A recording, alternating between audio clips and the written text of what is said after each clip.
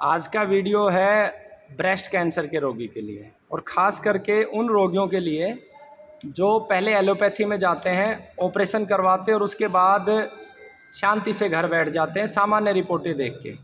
मैं सभी कैंसर के रोगियों को एक निवेदन करना चाहता हूं कि भले ही आपने एलोपैथी की दवा ली, कीमो लिया, रेडिएशंस लिया, लेकिन आप पैरेलल आयुर्वेद को लो। अगर आपने कीमो रेडिएशन नहीं ली है तो आप सीधे आयुर्वेद की शरण में जाएं।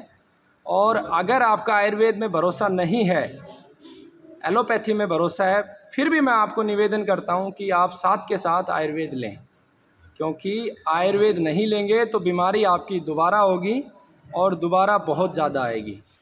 दूसरा, आज जो रोगी हमारे पास है, इनको ब्रेस्ट कैंसर थी और ब्रेस्ट का ऑपरेशन हुआ और ऑपरेशन के बाद जो इनकी रिपोर्टें थी, यानी कि ब्लड का जो टेस्ट रिपोर्टें थी, वो मैं आपको दिखा रहा हूँ।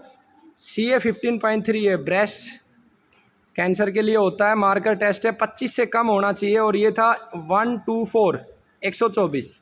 ऑपरेशन इन्होंने पहले करवा लिया था, उसके बाद की टेस्ट रिपोर्ट है। और उसके बाद लगभग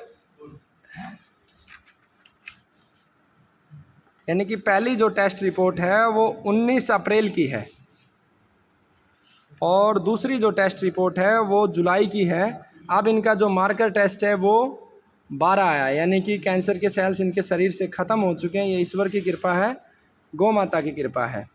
तो मैं रोगी से भी आपको मिलवाऊंगा, उनके परिवार के सदस्यों से। माता जी, पहले तो आपको बहुत बहुत शुभकामनाएं। कहाँ के रहने वाले हैं आप? आकोली हैं? जिला कौन सा है? महेंद्रगढ़। महेंद्रगढ़ में कौन सा गांव है? नांगल चौधरी के पास। नांगल चौधरी के पास गांव है। कौन सा गांव बताया? आकोली। आकोली गांव से है और मेरे ही शहर महेंद्रगढ़ के पास नांगल चौधरी है ना, महेंद्रगढ़ नांगल चौधरी के पास एक आकोली गांव है। माता जी, आपकी किस किसने मदद करी? मदद सबसे ज़्यादा मेरे बेटे करी। सबसे ज़्यादा बेटे ने किया। आज बेटे ने श्रवण कुमार बन के दिखा दिया। तो बेटे से बात करना चाहेंगे भाई, क्या क्या इनको खिलाया, कैसे खिलाया आपने? गुरुजी, आप ऑपरेशन करवाने के बाद मैंने प्रिकॉशन के रूप में यहाँ लेके आया था आपके पास। मुझे ये नहीं पता था कि दोबारा से भी सेल्स ये डेवलप हो जाएंगी। कुछ महसूस होता था तो फिर आपसे दवाई शुरू की। उसके बाद जैसे जैसे आपने बताया वो सारी दवाइयाँ वगैरह सब कुछ टाइम पे देता था। और पत्ते, बेल पत्तर के, शीशम के, तुलसी के, कड़ी पत्ते, वो सारे टोटल जो पत्तियाँ आपने बताई थी वो सारी, उसके जूस ये निकला था। बच्चे ने खूब मेहनत की, सारे पत्ते लेके आए, अपनी माँ के लिए फ़र्ज़ निभाया और उसी का परिणाम है रोगी ठीक हुआ। तो मैं सभी रोगियों से यही प्रार्थना करता हूँ कि आप सभी दवा समय से परहेज़ के साथ करें और बिल्कुल ठीक हो सकते हैं।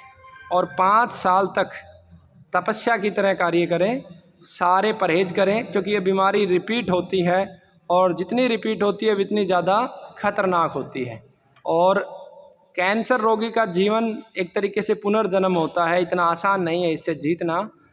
ठीक होने के बाद माता जी, मेरी आपसे प्रार्थना है कि आप हर सीज़न में कम से कम 10 बड़ पीपल लगाएं, पक्षियों को दाना डालें, चिड़ियाओं को दाना डालें, अच्छा कर्म करें। वैसे भी आपकी उम्र हो गई है, गौ सेवा करें। और पेड़ पौधे, 100-200 पेड़ पौधे, नांगल चौधरी का जो एरिया है उसमें पानी नहीं होता है। आप कम से कम इतने बड़ पीपल लगा के जाएँ कि आपकी आने वाली 10 पुश्तें उन बड़ को देख देख के याद करें कि हमारी दादी थी जिसने ये पेड़ लगाए थे। ये मेरी प्रार्थना है। बहुत बहुत धन्यवाद। आपका नंबर और बता दें भाई। 9001399606। बहुत बहुत धन्यवाद आपका। जय गौ माता।